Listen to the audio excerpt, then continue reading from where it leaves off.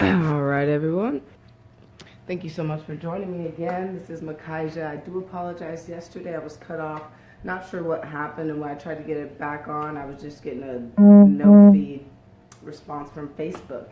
But once again, Makaiza Keesee in Palm Springs, California. I am supposed to be doing this with my friend Brian. I tagged him in the video. That way, when he gets a chance, he can hop on, maybe make some comments and add what he needs to add, okay? So, to continue, yesterday it cut me off at kind of a perfect time. It stopped me right after I finished at the top there, so you see that's gone because I added a couple new things, and this is going to be in regards to the Thursday updates. So Wednesday, we're still on Wiseday for now, right? So this information was found on monster.com, like I said. And so these are the highest paying sales jobs of 2017. And in 2017, that's the year we're in, it's coming to an end, right? So these may change within the next few months, but as of now, these are legitimate stats and legitimate resources. So one is consulting sales. And if you don't know what consulting is, I advise you to look into it because this is supposed to be a short video. So go ahead and look into what consulting is. I mean, it is what it sounds like, right? So their base pay, now this is what they get paid without commission, $120,000 to $250,000, right? Now that's a pretty big jump. I kind of wish I didn't erase that now because you'd be able to see the difference, but it is significantly more. If you look at the previous video, it is significantly more, and yeah, it's more than what you would make just working at a regular job that you would have to go to school for and pay all those loans and stuff, right? So that's just their base pay, 120 to 250K. Now their commission that can add on to that 120 to $250,000. That commission is between $250 and $3 million, right? So if you add all that together, you can make up to the $3 million mark and probably surpass it, but it's kind of more on an average sense. So you can probably surpass that really easily, right? And so we move on to the next one, consumer packaging goods, CPG. Now this can run from anything from toys to furniture. I mean, anything that you can package and physically send out or receive from someone online, virtually, or in person, right? So basically just packaged goods. Now their base pay comes from $150,000 to $180,000. It's a little higher than the consulting sales, but the cap is lower than theirs, if you could see that. And so their commission that you can add on top of that, $100,000 to $150,000. That's just for consumer packaging goods, right? If you don't know what that is, look into that as well. Like I said, this is supposed to be a short video, so I'm just going through these things really quickly, okay? And then number 3, of course, I threw it on there. It's real estate. Now, this average it wasn't from monster.com. It was just a quick Google search. I had to do a little bit of digging because it's kind of hard to find the averages for real estate because it's just such a huge industry and it depends on the person, correct? Just like these commission rates depend on the person, it's the same thing, except in real estate, there's no base pay. Now, there's certain companies that may give you a base pay, but it's extremely rare. So my focus on real estate was not just to see that there's $39,000 to $50,000 that you can make, right? Because we know it's much, much, much more than that. And these stats are actually considering the fact that 87% of real estate agents do not even operate full time. So if you got your real estate license along with 60 other people, the chances of those other 60 people actually going out and conducting real estate business is going to reach that 87% in going down. Sorry about that. It's basically like, say we have 100 people, only 13 of them are going to actually full-time be operating in real estate. So this range is based off of these 87% of people who are not working full-time, okay? I really hope that makes sense to you because as a full-time real estate agent, the difference is, number one, you're able to do more prospecting. You're able to go out in the field and actually have real estate discussions with people because that's the mindset you're in. You are full-time and this is your premium source of income, right?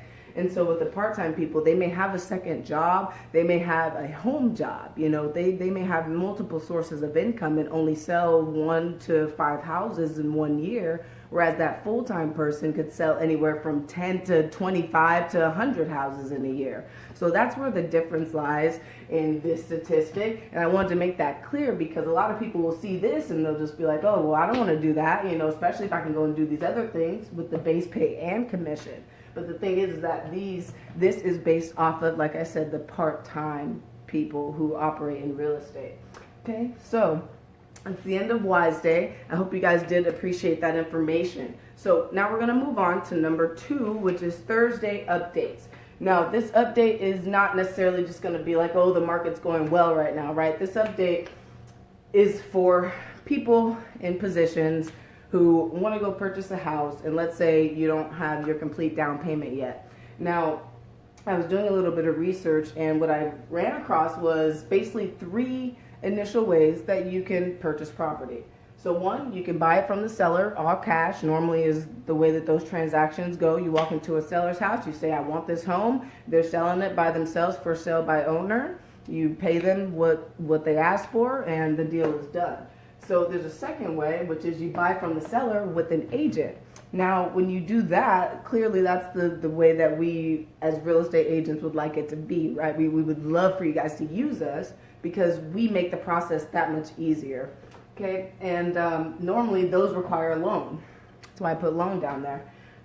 They don't require a loan, but mainly if you have a real estate agent, you may not be an all cash buyer. You're more than likely going to need a loan not from FHA, but you're normally going to need an FHA required loan or some type of down payment loan or down payment in accordance with the loan. So then we come to letter C, which most people don't really pay attention to. And this company, Home Partners of America, what they do is they make renting to own more possible, basically. They make it easier for buyers to go out, find a property, say, I want this one, I don't have the down payment for it yet, but I can at least live in here until I have the down payment. And the way that works is Home Partners of America, they have a set of qualifications. Now, if a neighborhood or a certain home is in that set of qualifications, they then go to the homeowner, they purchase that home, and then they lease it with the rent-to-own option to you, the buyer. So let's say you're out and they use agents, which is a great thing. They actually use agents to help the buyers go drive around, look for a house. They say, hey, I think I want that house. I think that's the one for me. So the seller has no idea. They're like, wait, I didn't know I wanted to sell my house. But Home Partners of America will go to that seller, purchase their home, then rent it to you, the buyer, with the lease option of purchasing the home in the future. And so that's a really, really awesome move because a lot of people that do that do rent to own, they're mainly homeowners. And they want to sell their home, but they're not in a huge rush to do it, right? So they're willing to wait it out and let someone rent it out, see how they like it, and then go on with the purchase. But the problem with that is normally the money that you pay into the rent to own with a homeowner, that person is going to keep all of that money, right? And the same kind of goes for Home Partners of America, but what they do, instead of keeping all your money, they keep a small increment of it. And that actually is going toward the down payment of the home itself. So you're paying $1,000 a month for the rent to own the home. So you're taking out about $100 of that to go toward your down payment every single month. And this is just a fabrication. It's not legitimate, but that's just an example for you to kind of understand what I'm saying here.